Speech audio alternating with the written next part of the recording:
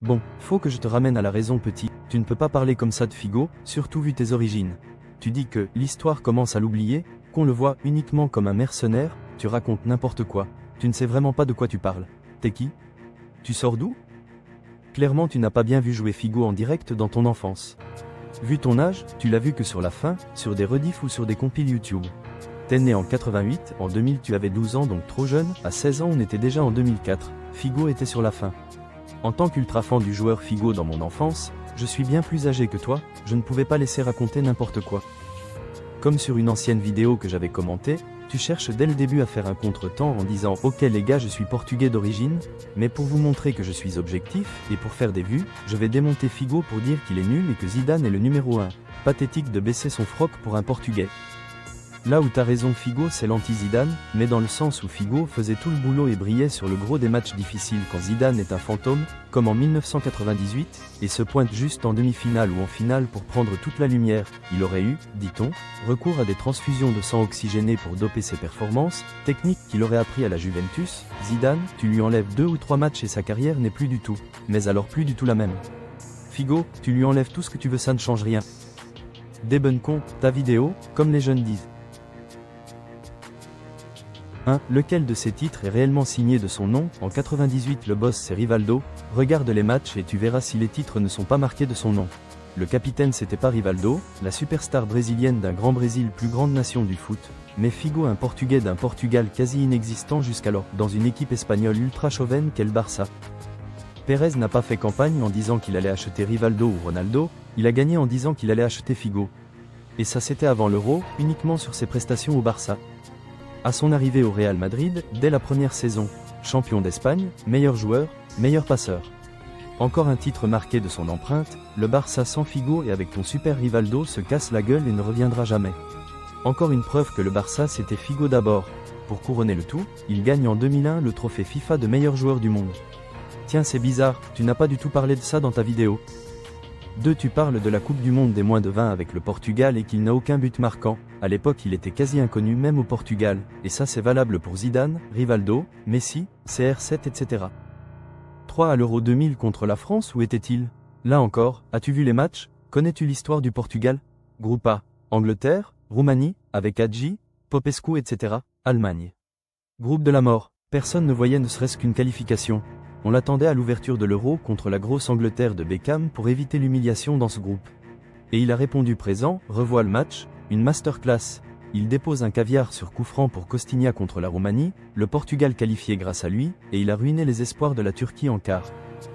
Tu crois quoi? Qu'à chaque match il va terrasser tout le monde jusqu'en finale et prendre la coupe tout seul?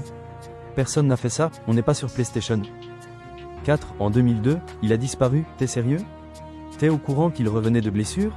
Il n'a pas joué pendant un moment, en championnat comme en Ligue des Champions, il est revenu que pour la finale. Rui Costa aussi était blessé, impossible pour Luis de faire quoi que ce soit. Tous les gros pays ont galéré en 2002, à une ou deux exceptions près. 5. En 2004, il ne brille pas outre mesure. Il avait 32 ans, qui a brillé dans cet Euro? Zidane? Regarde les matchs, il était encensé par les commentateurs, une fois de plus le Portugal était en galère, et Figo les a qualifiés dans un match à mort contre l'Espagne. Encore une masterclass, Jean-Michel Larquet n'avait pas de mots assez forts. Sans Figo, clairement pas de finale. 6. En 2004, le Portugal connaît un âge d'or. Ah bon, ils ont gagné quoi? Le Brésil, l'Allemagne et l'Italie ont connu un âge d'or, mais pas le Portugal. 7. En 2004 et en 2006, les équipes de Zinzin. Il n'a jamais porté son équipe à la victoire. On ne l'a pas vu, je te rappelle qu'ils ont été finalistes en 2004 et demi-finalistes en Coupe du Monde c'est pas rien. Si tu ne l'as pas vu c'est que t'as pas vu les matchs. Match d'ouverture il fait une passe décisive après un grand pont ou carrément une autoroute. Le match difficile est bloqué contre l'Iran, il débloque la situation en provoquant un penalty, etc. À 34 ans, quand bien même et alors? Johan Cruyff avec les Pays-Bas, génération dorée comme tu dis, il n'a jamais porté son équipe à la victoire. Donc Johan Cruyff est comme Figo? 8. En 2002, on se souvient du but de Zidane ou de son but contre la Roma, n'importe quoi. Son but contre la Roma que tu montres est en 2004. Regarde le maillot, tu ne sais pas de quoi tu parles. En 2002, contre la Roma il marque un coup franc magique, comme Zidane n'en marquera jamais, et Figo fait encore une fois tout le boulot puis se blesse comme je l'avais dit, manque des matchs et revient de blessure en finale. Zidane s'est pointé à la fin comme d'hab une fois que tous les autres ont fait le boulot avant. En plus avec un but clairement chanceux, le seul qu'il ait mis ainsi. 9. En 2003, on se souvient de son penalty manqué. Arrête, personne ne se souvient de ce penalty, même pas les supporters du Real, y a que toi qui le ressors du néant pour servir ta cause. Il était où Zidane dans ce match? Ah oui, c'est vrai, c'est pas une finale, Zidane s'économisait. 10. Méritait-il son ballon d'or? Je vais être honnête, j'ai des doutes. Rien d'étonnant, quand on baisse son froc, on va jusqu'à la culotte. J'ai déjà répondu, revois mon point numéro 1. Non seulement ballon d'or, mais champion et joueur de Liga l'année suivante et joueur de l'année FIFA 2001. 11. 94 passes décisives en Liga, même tes stats sont fausses, c'est 106 l'ami, renseigne-toi bien. Tu vas me dire, oui mais j'ai pris de sources sûres blablabla.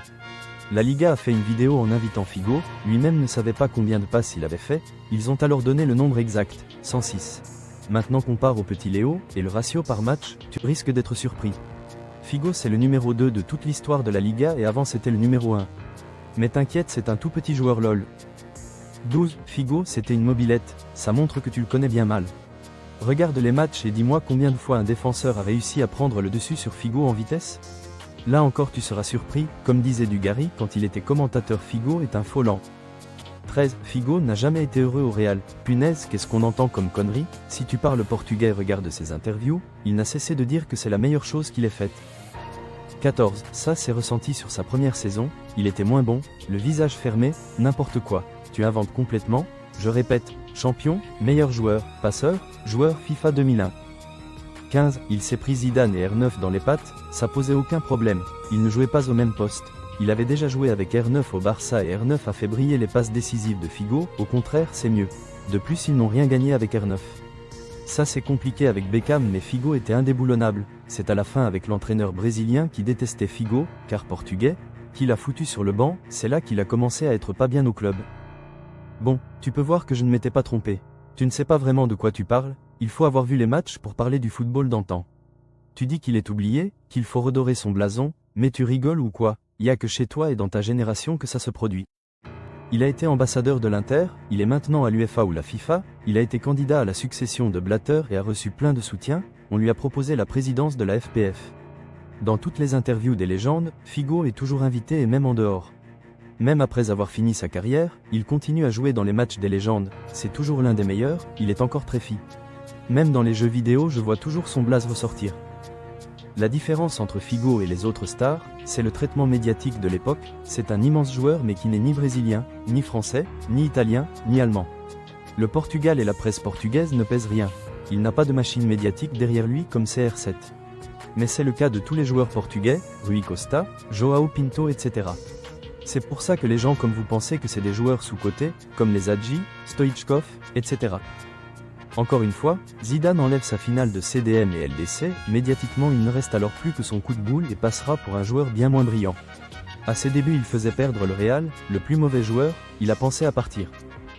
Rappelle-toi qu'en 2005 Figo fait une pause internationale, et avec toute l'équipe de Zinzin comme tu dis, ils étaient éliminés aux qualifications de la Coupe du Monde 2006, ils ont dû faire revenir Figo en urgence dans les 2 derniers matchs qui les a qualifiés encore une fois en faisant des passes décisives.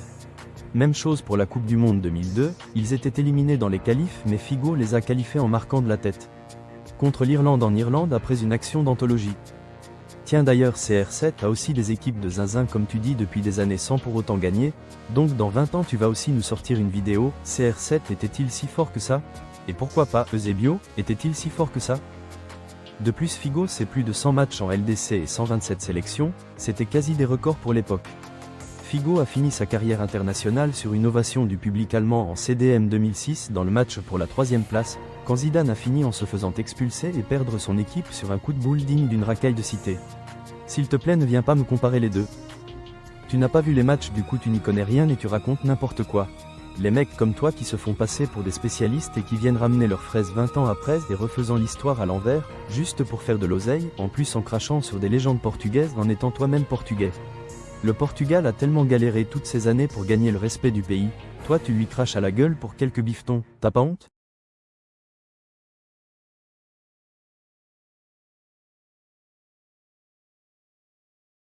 Pavel Nedved o Thierry Henry? Henry, Henry o Figo? Figo, Figo o Joaquín? Figo, Figo o Samuel Eto'o? Figo, Figo o Neymar? Figo, Figo o Dennis Bergkamp? Figo, Figo o Zlatan? Figo, Figo o Francesco Totti?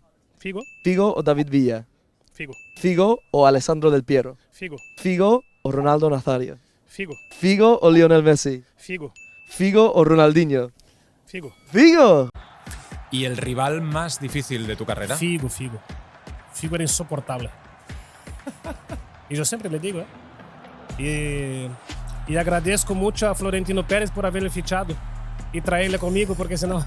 Yes, guys, I'm Rio Ferdinand and welcome to Inside the Box. Today's guest is one of my all-time favourite players.